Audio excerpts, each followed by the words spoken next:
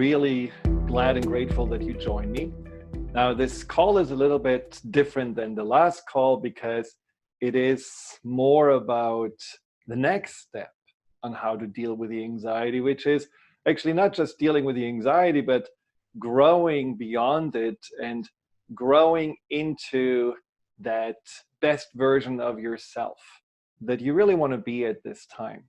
And I think what most of us have been feeling since the last time that we talked, which was 2 weeks ago, is that so much has changed. There is so much that is different to even 2 weeks ago.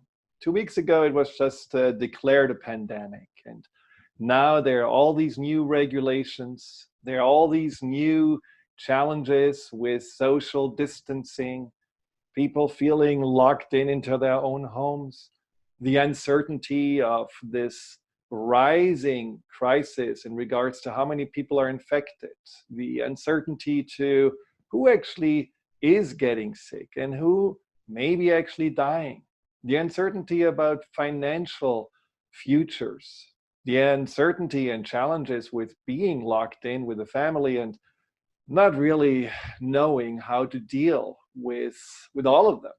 I mean, there is a really crisis also on the home front, just as spouses have to deal with each other, in ways they never have before, as kids are not able to be carted off to sporting events or to some activities, but really bound to be at home. And how do we deal with that? So the gamut of challenging situations has just really dramatically increased. And we all know that.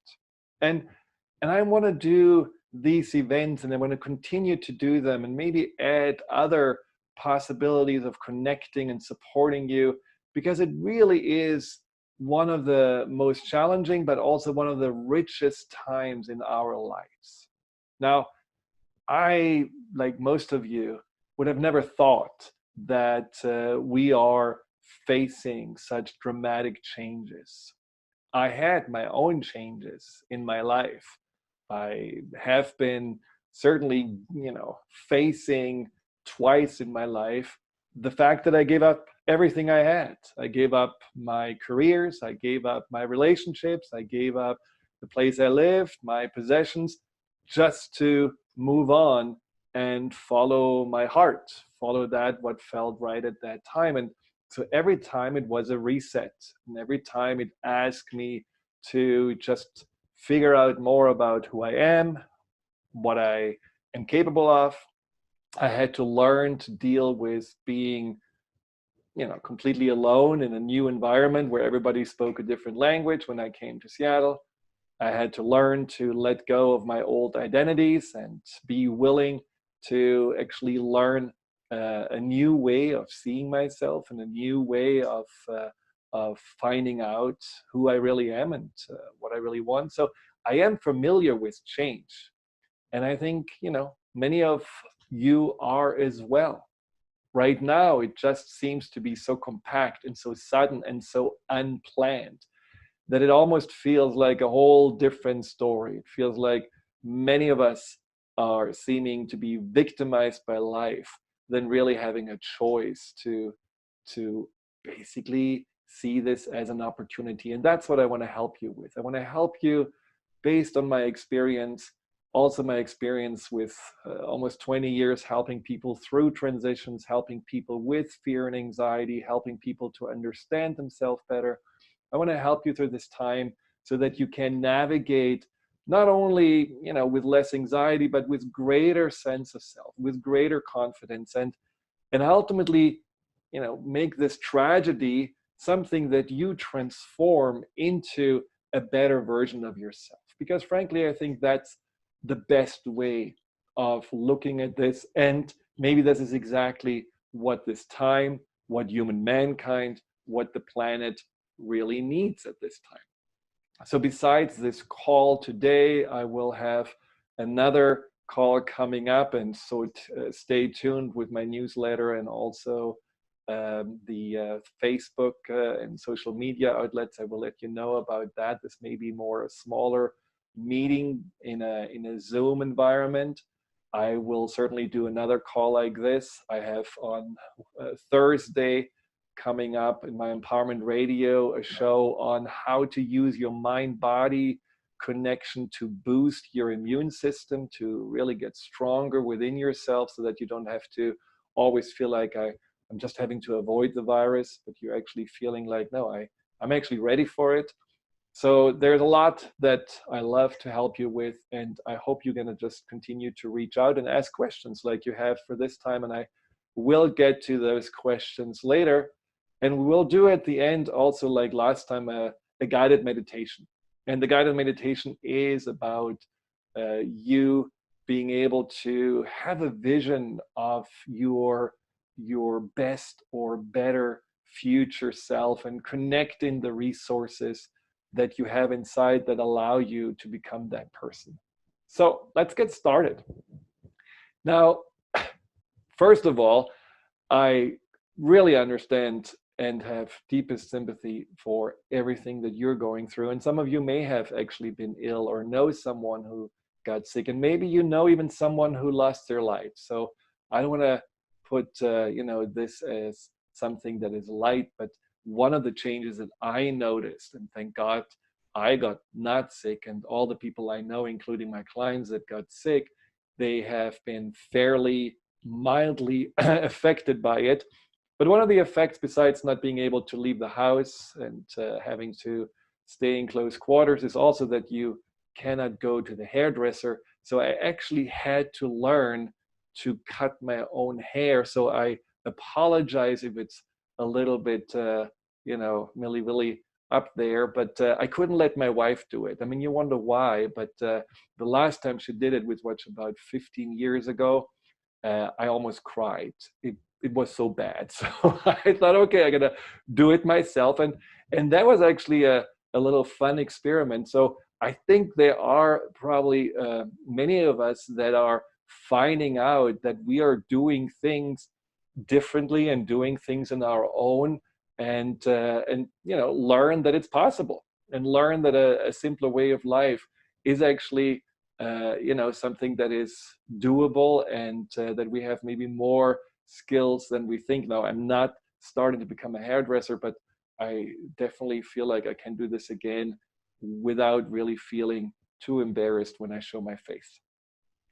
Now, I really feel like that we have to talk about this time in regards to what it really means. Personally, to be really honest, I'm kind of, going in two different perspectives as I navigate through this time. On the one hand, I'm feeling, really empathetic and compassionate for all the struggles and all the suffering that's going on. And of course, every day I'm facing my clients and people that are dear to my heart that are anxious and worried and confused, and I'm doing my best to helping them to find a more centered and confident perspective. But then there is the other side of me who is actually really excited about this time. And again, that may sound strange, but I'm excited because I see a lot of opportunities in it.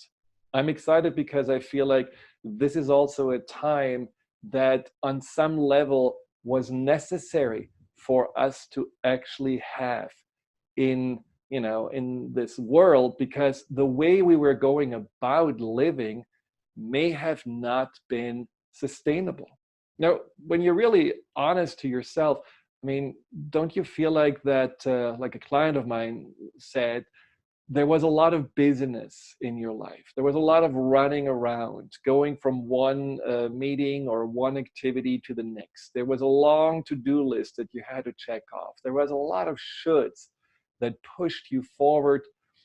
And at the end, you were so exhausted that the only thing you could do was maybe just buying yourself a little reward, getting some gadget or going to the mall and buying some more clothes that you don't need, and just feeling overall that there may have been a void that you try to fill up, an exhaustion that you try to nourish with maybe eating more, maybe an uneasiness that you try to distract yourself from by, numbing yourself out or distracting yourself with, TV, or with doing more and more things that somehow make you feel maybe alive, or somehow feel that you're not alone. But in the end, the disconnect from yourself and the disconnect from any greater purpose may have also been something that you have thought about when you had the space, when you were looking at your life. I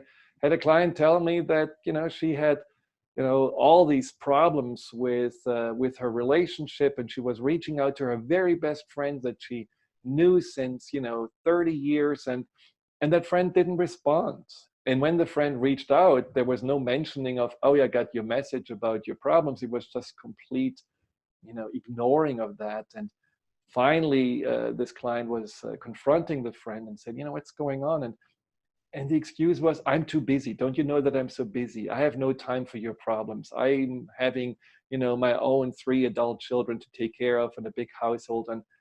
And not to judge this person who was so busy, but I think we all had this tendency of using busyness somehow as a justification for our existence, and maybe an excuse to not let people or problems or maybe ourselves get too close.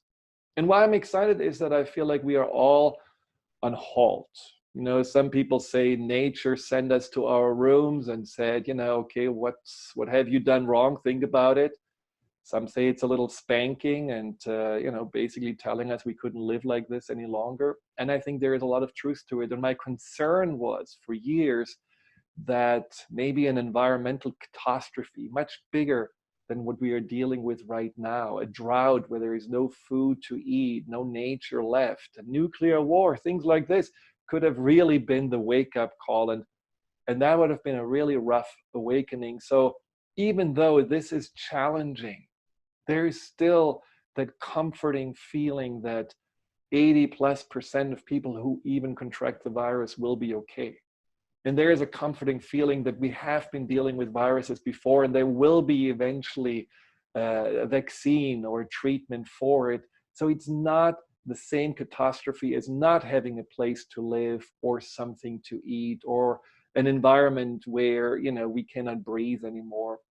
So that's why I feel like this is a real opportunity to make a difference. And you can see people making a difference, right? I mean, I can see that a lot of folks across the world are actually, respecting those regulations, which, is not necessarily about them being afraid to contract the virus, but it's about this responsibility to other people, to especially the more vulnerable and the older ones. And so that feels to me like a very selfless way of going about this. And most people are patient with this, and most people feel actually this is their social duty. I also find it so inspirational to see how people are finding ways to connect and to still bring some lightness in, and still wanted to make a difference, even if it's just like, this in Atlanta, where people go out on the balconies and every night applaud for a minute or two all the workers at the front line, the hospital workers or people that are in grocery stores. And that is a random act of kindness. And so there have been more and more, those signs that I think people are taking this as an opportunity to maybe show up for each other in better ways. I mean, some clients tell me that they actually have never felt as close to themselves and their loved ones as now, because they don't feel so distracted. They don't feel that they always have to do something. There's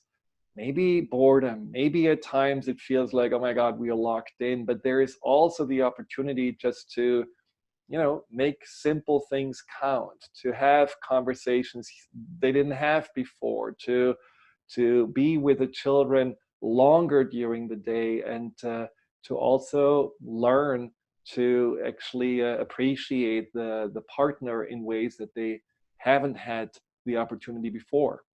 Others tell me that it's so nice to not have so much choices in life, and so they feel more clear. and they feel like, life is somehow more laid out and simple, and it doesn't feel like there's push pull. I feel like there's almost, even though there is less freedom because there is less choice, but there is also more freedom to just enjoy that what is, rather than always looking at what could be, or what else may be out there. So there is a greater focus. Another client told me, and again, I'm not probing them, they're just telling me this. Another client told me that she feels more heart open, that she feels more caring and loving, and it feels really good to continue to pay her hairdresser while the hairdresser cannot actually do the work, and she still sends a check to make sure that that person is okay. Others feel like, I'm going out to my neighbors and that are elderly and ask if they need anything, if they can do something for them, stuff they would have never done before. They didn't even know the name of the neighbors, but they knew they were older, and now all of a sudden there are connections happening. Some people also say that they are more aware of leftovers that they are eating. They are not making as much, creating so much waste and garbage, and are just more, also mindful about their resources, spending less monies, just throwing less stuff away, being happy for what is. All of those things I'm really comforted by, because it shows me that we do have a heart, and that we do have a resilience inside of us that allows us to make, even out of this difficult situation, something really positive and well. And I think we are in a good situation in many ways, because I grew up with parents that had World War II behind them as teenagers. My mom was like 12, and my dad was 16, and they were facing, basically being pushed away out of their home by the Russian army, and losing everything, and having to basically face years and years of rebuilding even the simplest things like infrastructure, and houses to live in, and factories to work, and everything is still there. So we still have everything. We're just literally on hold. We're just on pause. And let's use this being on hold as the world is changing to also see that we need to change with it. We cannot just hope for, let's go back to how everything was and basically live on autopilot. Let's move forward and really ask ourselves, how can we make it all better? How can we live more mindfully? How can we live more in harmony with each other? How can we live more socially responsible? How can we treat nature better and save the planet and actually care about the planet, and not just about the stock market or anything like that? Because the stock market comes and goes. Once the earth is gone, it's done. So we have to really change our priorities. Now, what I completely understand is that in this situation, we are in tunnel vision. And I want to give you a little exercise right now to give you a little bit a wider perspective. It's a fabulous exercise that really also changes your emotional stress. It helps you to not feel so tight. And so we are in this tunnel vision because right now we are pushed outside of our comfort zone. Everything that we knew was in our control, that felt, giving us a certain amount of, power, or feeling like, this is predictable and so on, is all taken away. All of a sudden, the only thing we're holding on to is maybe some wads of toilet paper that we have been hoarding because that is a symbol of comfort. But ultimately, that is also not really that what we think it is. It's not really helping us through these times. So outside the comfort zone, though, is where we grow. The comfort zone is like a little egg. At some point, the egg is too small, so you have to break through it.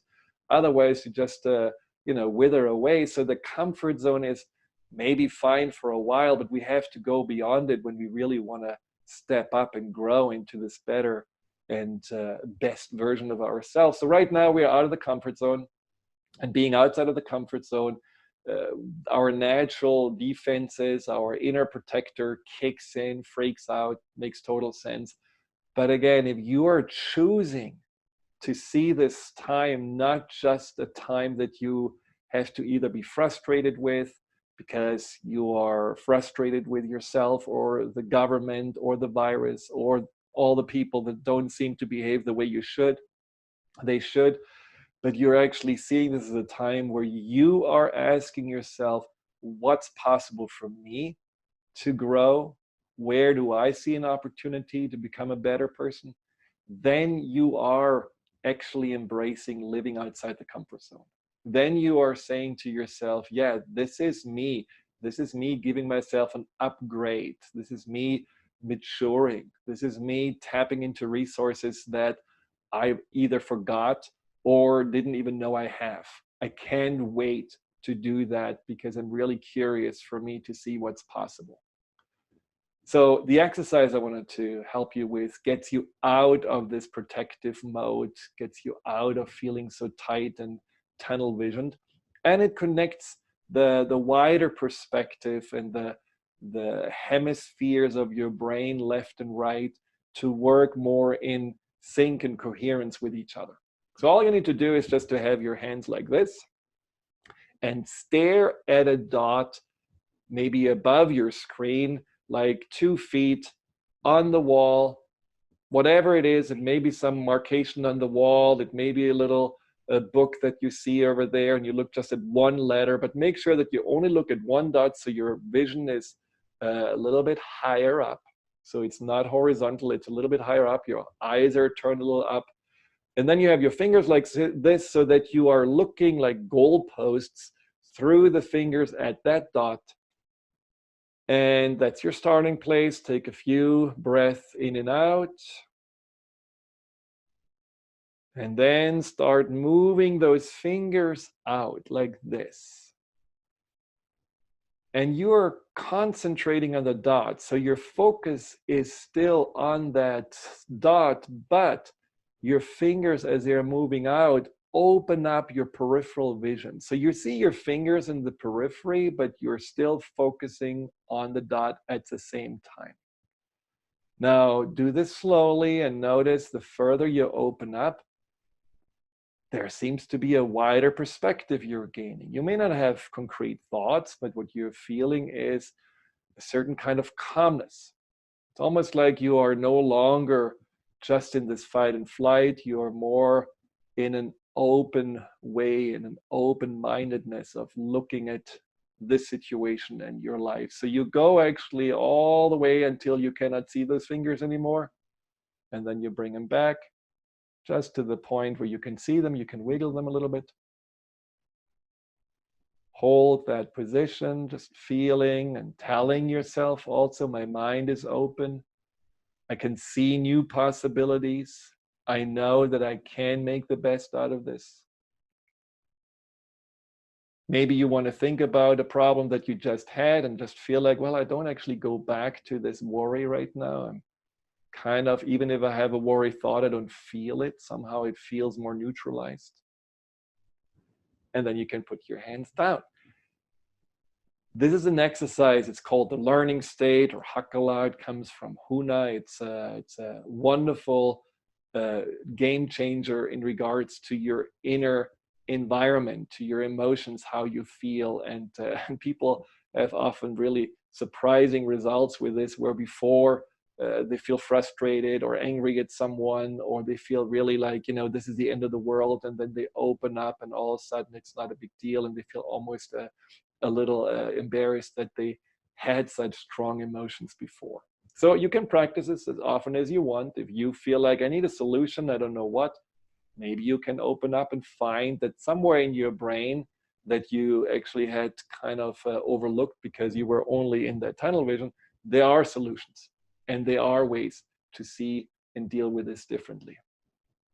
Now, one person who really knew a lot about going through challenging times and how to do this and how to grow from and beyond them he was a sociologist called Aaron Antonovsky. And Aaron Antonovsky was really curious about women that survived Nazi Germany, and women that particular had survived concentration camps.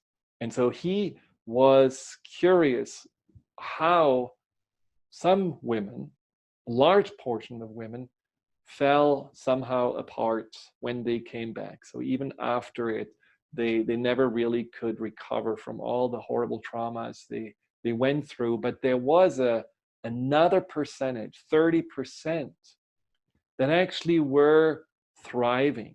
They found a way to move beyond what they went through, move beyond all the pain and fear they experienced, and grew through it. And what he found were three specific, you could say, questions those women were working around and orienting their life on. And those questions that they consistently answered for themselves were creating a sense of coherence.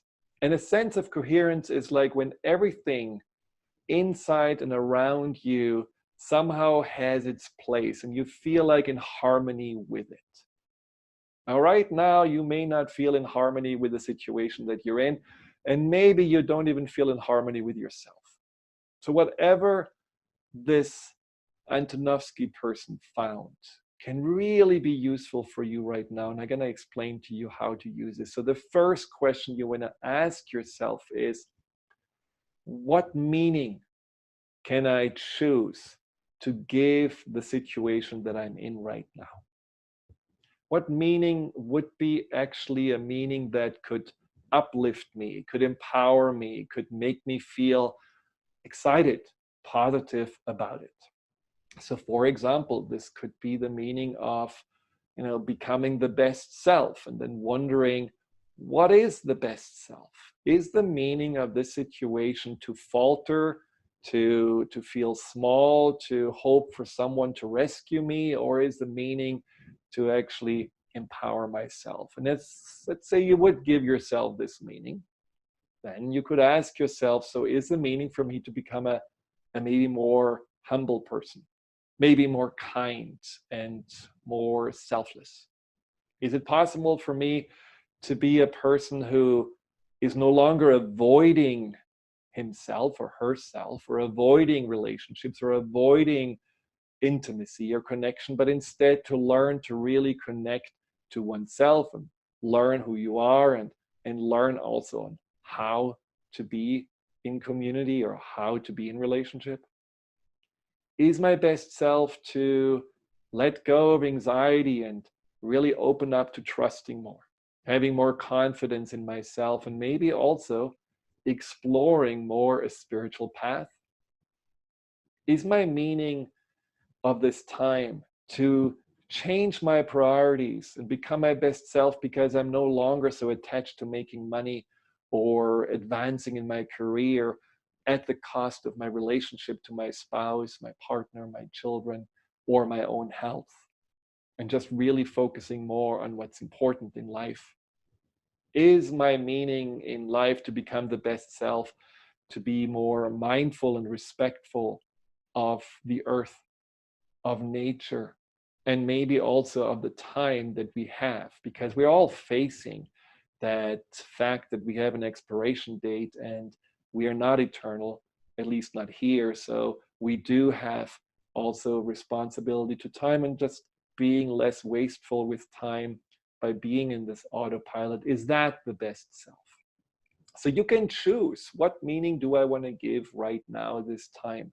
And what would that best self be like? Now, the second question is, what are my skills? What are my inner resources that I have that allow me to go through the situation? So these women, they really just were able to realize that there was something inside of them that gave them resilience, that made them grounded, that made them not lose in the horrors that they went through, but that made them still feel a sense of self despite of everything. And that may be for you also resources that you know you have, but you haven't really thought about. Times where you were challenged before, you lost a loved one, a parent, or you left your comfort zone when you were a kid and went off to boarding school, or went off to college, or you got married, and how much of a change was that, or you became a parent, and how much did you have to adjust there and change. And maybe you were dealing with an illness. Some people as children had to spend months and months in hospitals, and they were able to somehow entertain themselves or be patient or trusting. Go inside your resources, figure out what you know about yourself that allowed you in the past to deal with challenging situations, and then really feel that those resources are still there. It's a good thing not just to think about it, but to remember how it felt. How did it feel when you were courageous? Or how did it feel when you actually had trust and confidence, or when you had faith that things will work out for you? Just notice those resources and keep on looking for them. You are not powerless. You have a huge toolbox inside of you. You may have just in that comfort zone, used 10% of it, and the rest had been somehow dormant. And that is the time to reawaken it.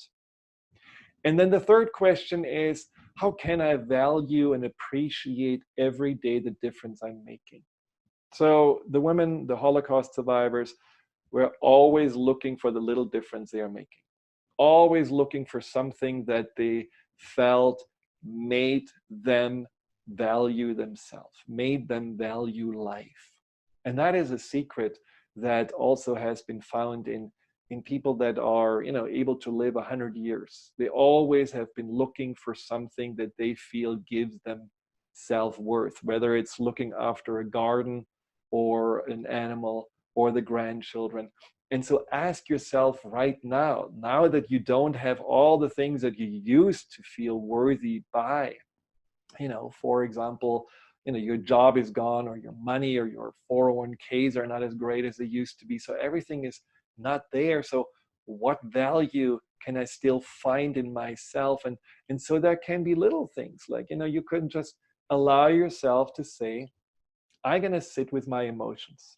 I have been running away from myself so many years. And sometimes I was anxious and I tried to run faster and I found out I can't. I cannot outrun myself. So now I'm sitting with my emotions and I'm journaling about them. And when I'm journaling about them, I have compassion for those anxious thoughts. And maybe I have also access to this wiser self inside of me that understands that the anxious thoughts are just coming from a smaller part inside of me that needs a little reassurance and love. That is a difference you can make for yourself, how you can value yourself. Or another one could be just to, practice patience and acceptance. Really understanding that the resistance that you may have felt, or the frustration or the anger with yourself or the people around you or the situation, hasn't helped you. It made you actually feel even more uncomfortable. So really, you may just notice, I have been sitting down when I was frustrated and just used some breathing, some meditation. I have been going out, maybe for this, brief time I'm allowed to go out, and leaned against a tree and felt the patience of that tree, the consistency of that tree. And that's what I valued about myself. Or maybe I was curious. I was really curious about finding out what else is inside of me. Maybe I was seen by my kids always as someone who, is a little bit stern and maybe, strict. And now I discovered that I can actually make up stories for them and tell them, about the pirate who has only one leg, and just build a whole world around this every night, and they can't wait to go to bed and listen to it. And all of a sudden I'm the fun dad. Or maybe I'm the spouse who has been always nagging and critical, and now I'm realizing how much more soft and appreciative I can be, and how much more I can open up and say, I just want to lean on you. I need you. Things like that. maybe you discover and value about yourself that you're more kind to yourself and not so harsh and judgmental, but really are more someone who also notices your own needs and takes a little bit care of those as well. So those 3 points, those 3 aspects, just asking yourself what's the meaning of the situation that I'm in, asking yourself what are the skills that I have already inside of me, or the skills that I can still somehow get or find or accumulate, maybe by modeling others or looking how others are doing this and feeling inspired by that. And how can I value and appreciate myself every day, step by step, in small ways, to really grow into that more empowered and better version of myself. Because a difference you can make for yourself is a difference that you will make for your family and your friends and your environment. And that is a difference that you can also make for the world. And that is really what this time, I believe, is all about. Now, there are questions that people ask, which I really am excited and grateful for. So I'm just going to go through the question and see how I can help you with some of my insights and answers to those. So the first one was from Delia, and she said, how can you stop feeling anxiety about family or myself from getting the coronavirus? How can I stop myself from worrying about money for myself and my family? Well, with the first question about the anxiety, just go to my YouTube channel as well and check out the first call where I work through different steps that you can take to overcome this anxiety and deal more easier with those emotions. But when it comes to that specific anxiety, will I get the coronavirus? I think one of the biggest mistakes that we are making is that we are hiding out from it. It's like the big bad wolf that somehow needs to be avoided, and we have to make ourselves teeny tiny to not get it, and that's very disempowering, because really it's an invisible agent. We don't know when and how it can affect us. So we have to also ask ourselves, besides of course taking precautions. I mean, you don't want to do these crazy challenges like some people did, to defy nature and lick toilet seats and then get sick from it. I mean, that doesn't make any sense. So you want to be in a place of precaution, but at the same time, you also want to say, no, I'm going to make myself stronger. And again, I have a call, or I have this empowerment radio show on Thursday about that, how to boost your immune system. And there are many ways to make yourself stronger. And one of the best ways is to stay calm, to really focus on how you can manage your mind to be more at ease through meditation, through the steps I'm suggesting, through listening to guided meditations, through also opening up to feeling more empowered and purposeful during this time. So your mind is directly connected to your immune system, and the calmer and more at ease your mind is, the stronger and more prepared your immune system is. And when it comes to the finances, I think that's a tough one. This is something that no one really can predict. All we can know is we are all in the same boat. It's not like you're unemployed and everyone else is working and you don't know how to get a job. No, this is like everyone is on the same pause. And at some point, that pause will be over, and then this will be again an opportunity to go back and rebuild. And at the same time, this may be also the time to ask for help. I mean, I had clients tell me, I didn't ever want to do this, but this is a time to ask my well-off brother or my parents to support me. Don't hold yourself back. We are in it together right now, and I think there is just also something comforting in knowing that there is maybe more outreach and support there than there was ever before. And every talk about handouts and enabling and so on, they are just meaningless right now, because everyone knows this is not anyone's fault. This is simply right now the world coming to a halt, and we have to help each other through this. And we will. And I think it's already happening. And I think this is, as I said, a lot of positive signs around that. Another question came from Judy. The Pope said it was okay for Catholics to eat meat on Fridays now because they are suffering enough. To me, that's an indication that everything can change.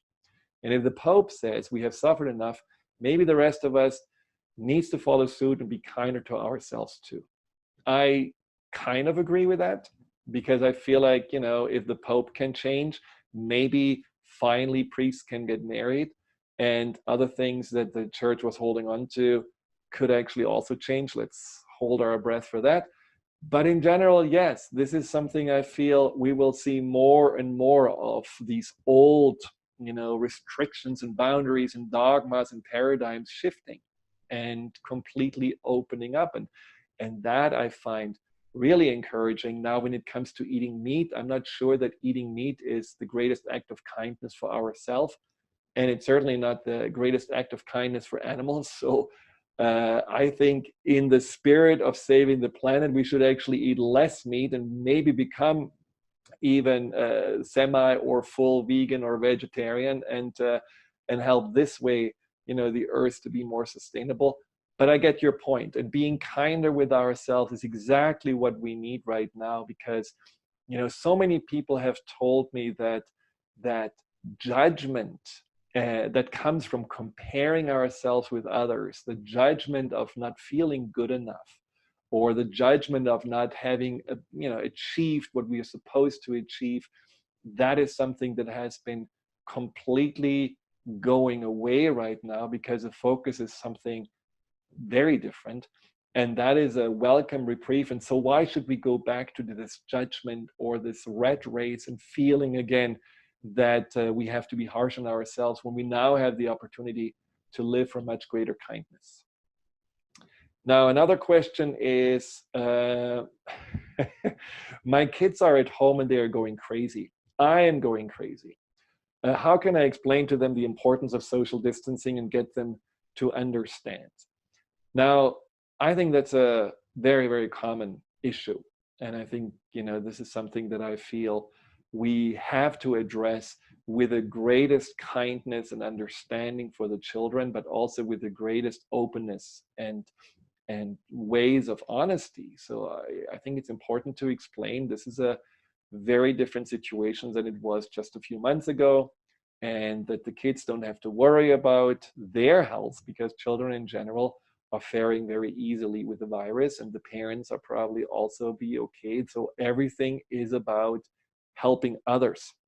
So the kids can be taught the gift of selflessness, the gift of making sure that the more vulnerable and the elder, the grandmas and grandpas, are protected and safe. And in this way, it's an empowering perspective for the children. I'm always amazed that children really are excited about getting some sense of responsibility, because it means for them that they are more than just these annoying little beings that have to be told to do this, clean your room, shut up, blah blah blah. That they actually feel like, no, I have a role to play. That gives them a sense of self, a sense of confidence. And so if you are really making them feel more empowered in this way, that they are little heroes that are protecting others by simply following those rules and being patient and making it easy on everyone, that may also motivate them and give them a sense of doing something meaningful and good, and not just being locked in. And there is a similar question I just saw from Joanne about being in a place where living in a small house, have a husband, 2 children, a dog, and my in-laws are staying with us, going crazy. Same situation, but in this regard, I think it's really important when you live in close quarters to have some kind of a agreement, like a mission statement, like something where the whole family sits together and say, okay, this is the situation we are in, and this is what we need from each other. And everyone has a role to play, and everyone has a responsibility to take. The kids, the in-laws, everyone is important, a very important piece of that puzzle.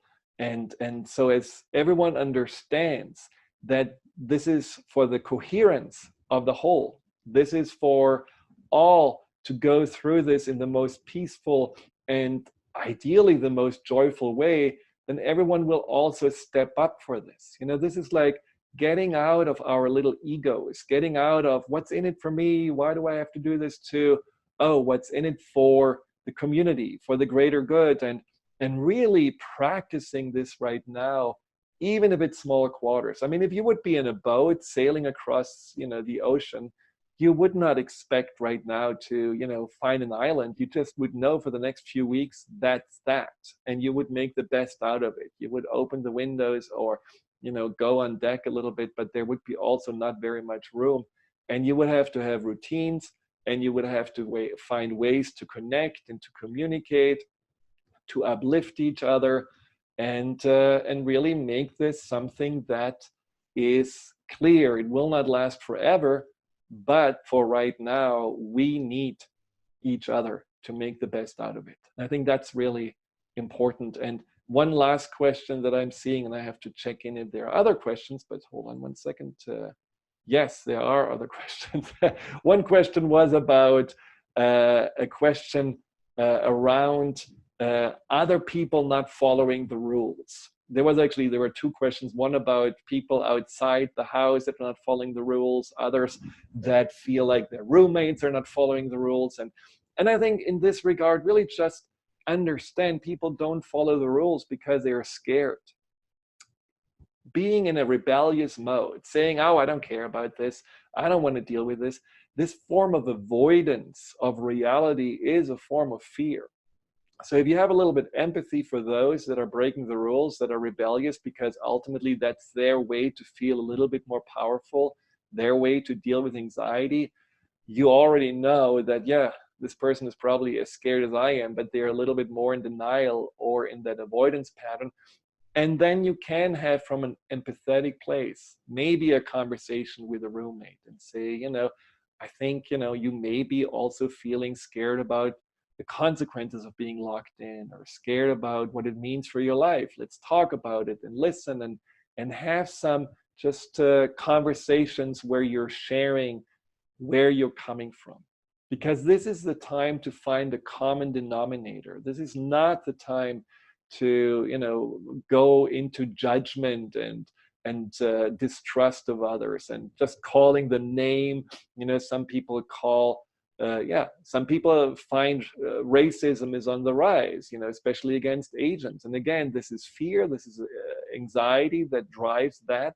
I'm absolutely 100% not tolerant for racism, but I also have empathy for what's underneath. And I think studies have showed that the best way is not to call someone a racist and judge them, but the best way is to have a conversation and really understand their fears, understand their worries, and then tell them, can you imagine how you would feel if you would be in the shoes of a Chinese person or an Asian person and being blamed for something that you have no idea that you know, you have done anything wrong, and feeling ostracized in your own country. And just once you have this baseline of understanding, everyone usually is open to also just have a little bit more of that empathy and putting themselves into their other people's shoes experience, and that in itself can be very healing. So again, this is just one way of getting out of this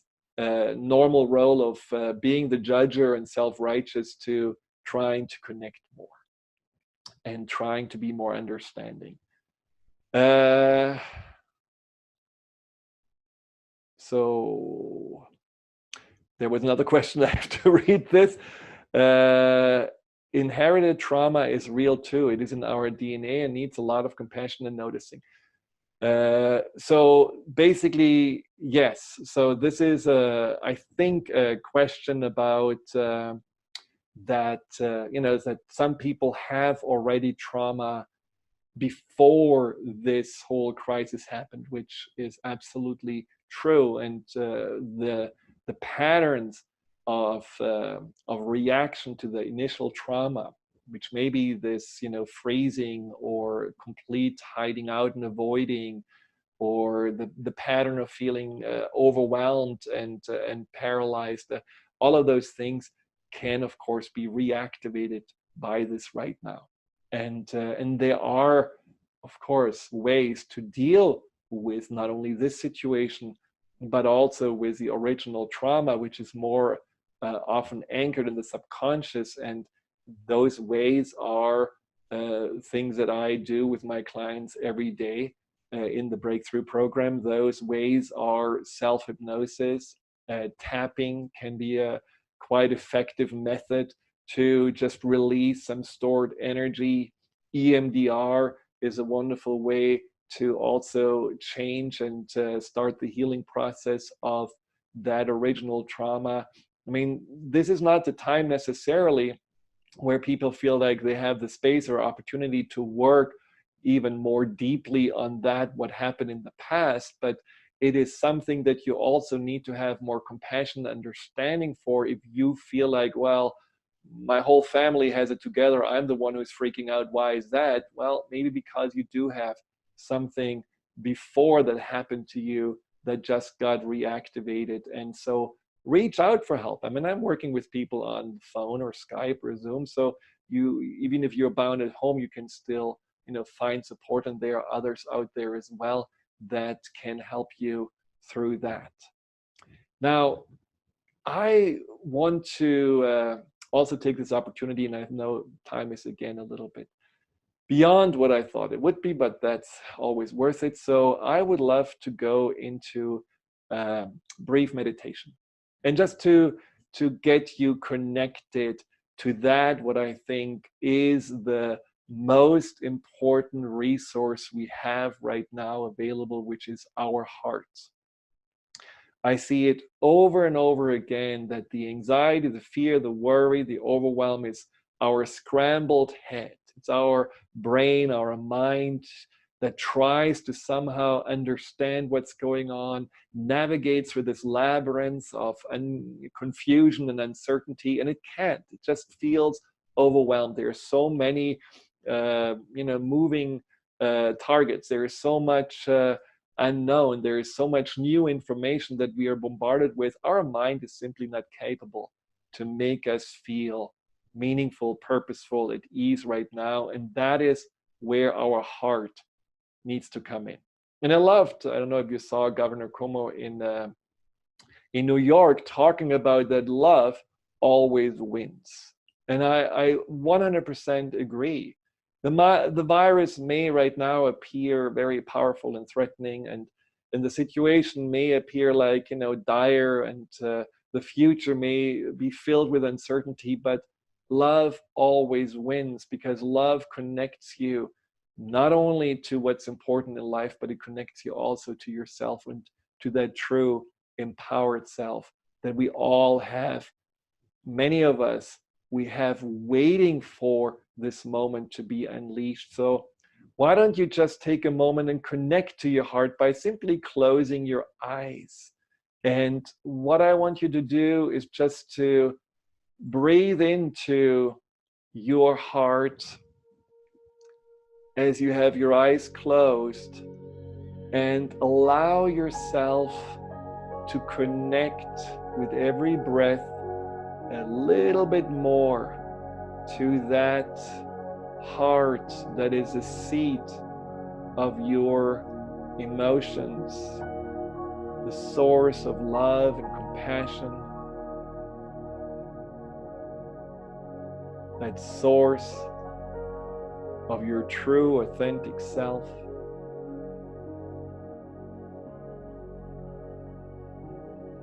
And ask yourself, as you are more and more breathing and connecting to your heart, how open is my heart right now? On a scale from 1 to 10. Is my heart a 5? Is it closed like a 2, or is it wide open like a 10? And to make your heart open a little bit more, I would like you to think about someone that you have right now a lot of empathy and compassion for.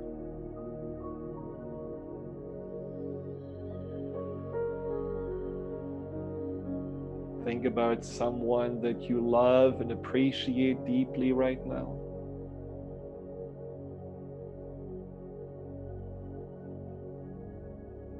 Think about something in your life that you are very grateful for right now.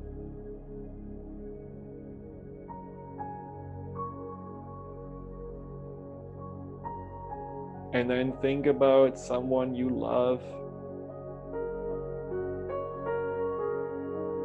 and you have received love from.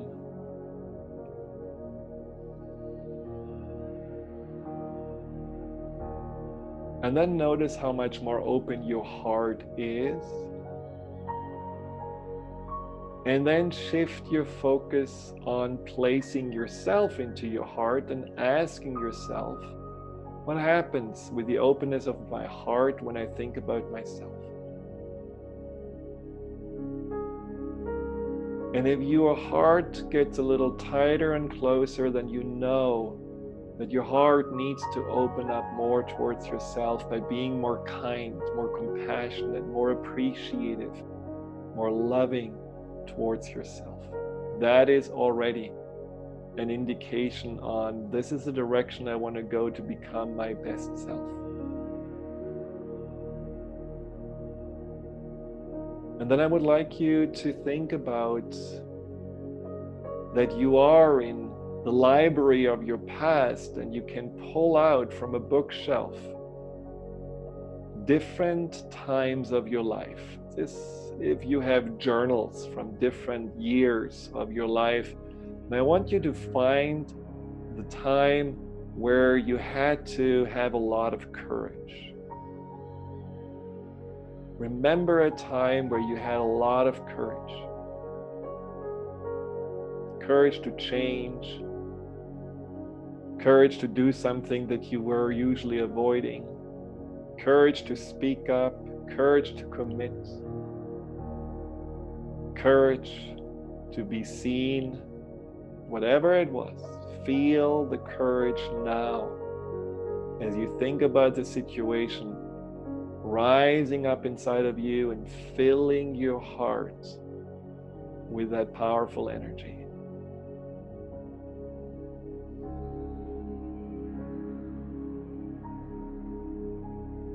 And then think about a situation in the past where you had to be very confident and where you were confident, where you just knew what you were doing. You felt you had a strong self-belief.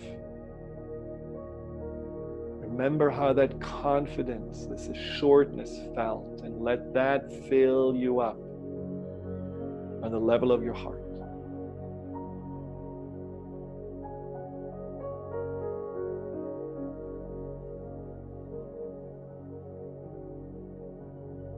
And think about a situation where you felt very motivated and passionate. You felt like you had a purpose, you had a goal, you were going for it. Every fiber of your being was like the iron filings in the magnet, aligned and really feeling going for this direction of that greater purpose, what you had passion for, what you were motivated in. And notice what that feels and let that come up inside of you.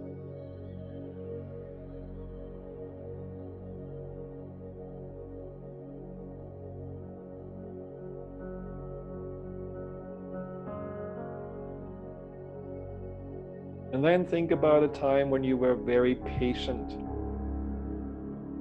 Patient maybe when you were pregnant. Patient with someone who was ill and you took care of. Patient maybe when you were little and you knew you just had to do what the parents were saying to you. Whatever patience you can tap into, remember patience. And let that fill you up.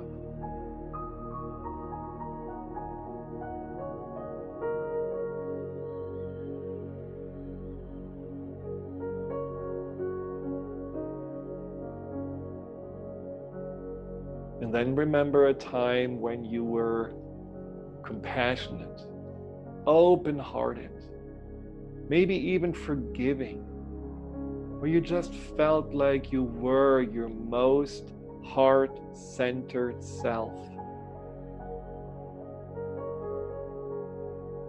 And remember how good that felt, and let that fill your heart.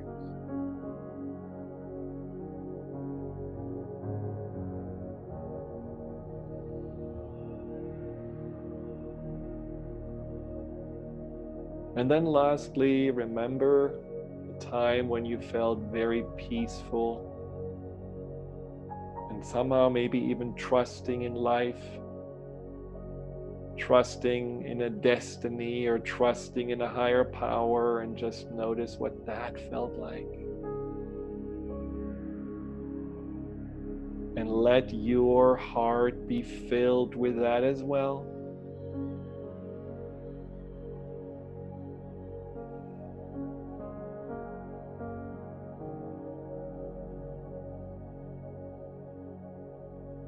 And then all of this together, visualize the person that you could be having all those resources readily available to you. Visualizing yourself courageously, confident, empowered, patient, compassionate, trusting. Visualize yourself as that best version of yourself, and you can always go back into your heart space and into this inner library of all your memories and tap into other resources that you find are really useful and meaningful for you at this time.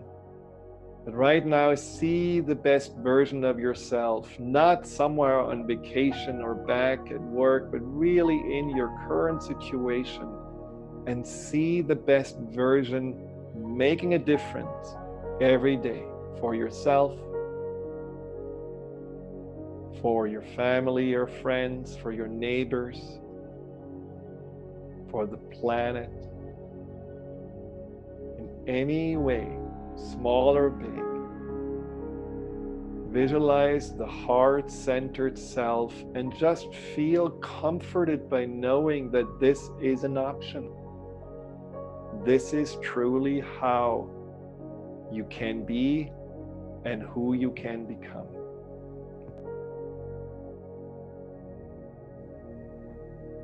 And then in a moment, you can just take another deep breath in and exhale, and then come back. Welcome back. Well, this was just a little nice meditation in regards to helping you to feel that, yes, everything around may be spinning and turbulent and overwhelming, but there is always a quiet place inside of me. There is always something inside of me I can rely on. There is so much value, greater value than any material wealth I may have been holding on to or identifying myself with. And just remembering that, tapping into this, and then every day living a little bit more from those inner resources will continue that growth and will make you feel coherent and empowered during those changing times. Now I notice there's one more question that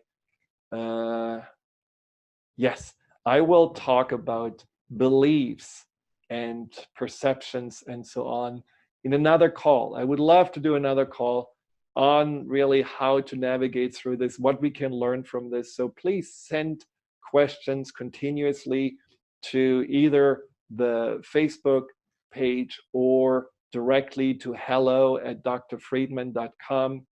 You can go to my website, drfriedman.com, and there you can find always tools and guided meditations, and also more information about my personal breakthrough sessions that can help you. We have right now, for all people around the world, a very, very special low-priced offer of the video seminar to really support you in this regard as well, or the guided meditation CDs. And you can find many resources also on my YouTube channel, just also as this recording of the call today and the one before and the calls in the future. Just go to Dr. Friedemann on YouTube or Dr. Friedemann Schaub on YouTube, and you'll find me there as well. And I hope you're going to join me on Empowerment Radio this Wednesday, which is all about this boosting of our immune system through the mind-body connection. Well, thank you so much for tuning in. I apologize not only for my haircut, but also for the whole call being a little bit longer than expected. But it was such a pleasure to have you join in and ask questions. And I hope you feel a little bit more empowered and a little stronger than you have before. So stay healthy, stay safe, but also make sure that you stay connected to your heart and stay in that positive mindset of this is a time not to retract or feel that you have to contract yourself. This is a time to open up to yourself and open up to the world around you, the people, the plants, the animals, the earth, and make this really a place that is harmonious and peaceful and joyful and sustainable to live now and for all the future generations to come. This is our chance. And I think we can really, really make the best out of this. And I will do my best, and I hope you will do your best to make this happen. Thank you, and take care.